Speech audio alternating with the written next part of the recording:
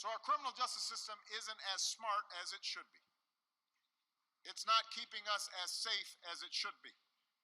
It is not as fair as it should be. Mass incarceration makes our country worse off, and we need to do something about it. The United States has one of the highest incarceration rates in the world. This is a problem that needs to be paid much more attention to, according to President Barack Obama. The United States holds 25% of the world's prisoners, even though we are only home to 5% of the world's population. The President states that we spend more than $80 billion on those incarcerated every year. There are many different places this money could go to refuel America. This includes eliminating student loans or raising salaries for our teachers. According to the 2013 census, in the United States, the total correctional population was 7 million people, while 2.2 million are currently incarcerated. These numbers have been on the rise since the early 1920s. Besides the United States having a high prison population, the rate of which white people are incarcerated is at a much lower rate than black people. We've all heard in the last year about the frightening amount of unarmed black people who have been murdered by police. A few of these victims are Michael Brown, Thomas Allen, and Tony Robinson. While people of color make up about 30% of the United States population, they account for 60% of those imprisoned. It is known when a black male is born, just based on statistics, he has a 1 in 3 chance of being incarcerated during his lifetime. There's a huge disproportion in the number of encounters individuals of color have with the law enforcement. There was a report done by the Department of Justice which indicated that blacks and Hispanics were approximately 3 times more likely to be searched during a traffic stop than white people.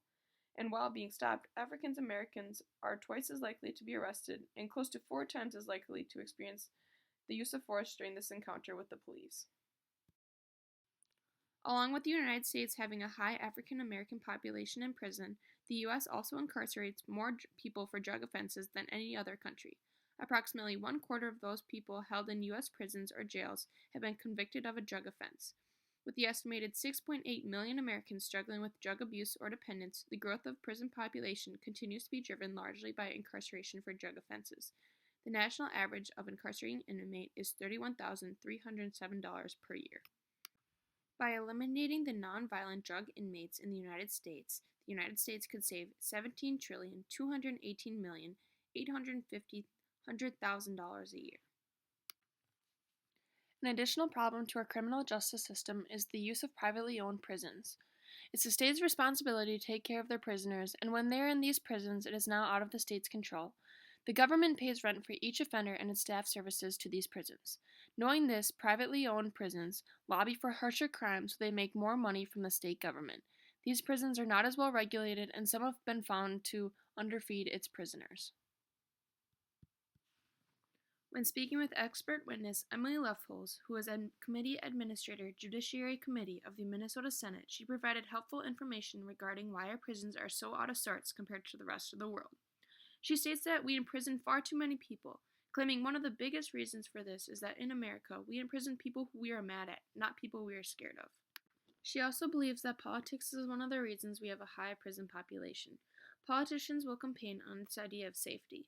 Emily believes that our skewed prisons racially starts with how police officers deal with people of color. This begins with traffic stops and how they are handled. Additionally, economic and education in certain communities are left behind. This leaves a tendency for people to have more desperation to make ends meet.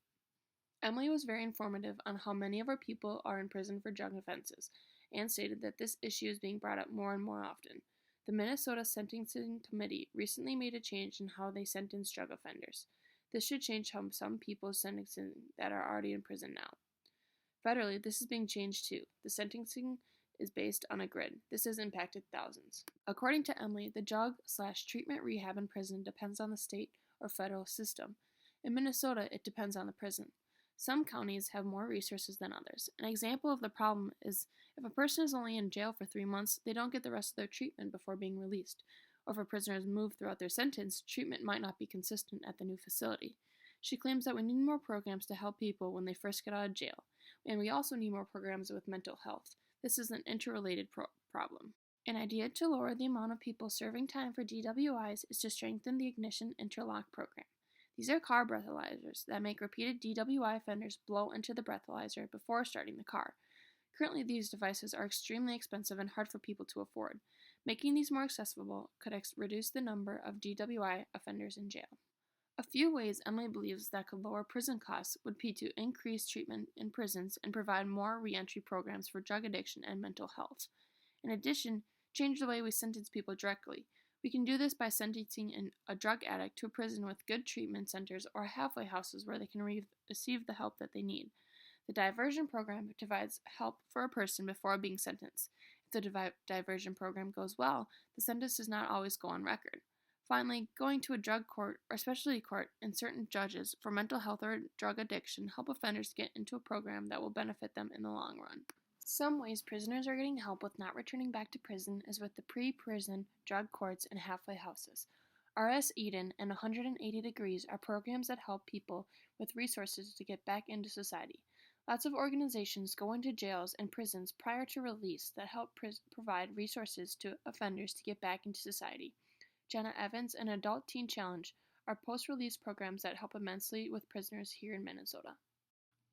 The Obama administration has done many things to try and reduce the amount of people that are in our prison population.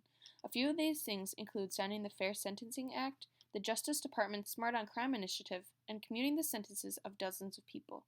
And in fact, last year, America's crime and incarceration rate both went down for the first time in 40 years.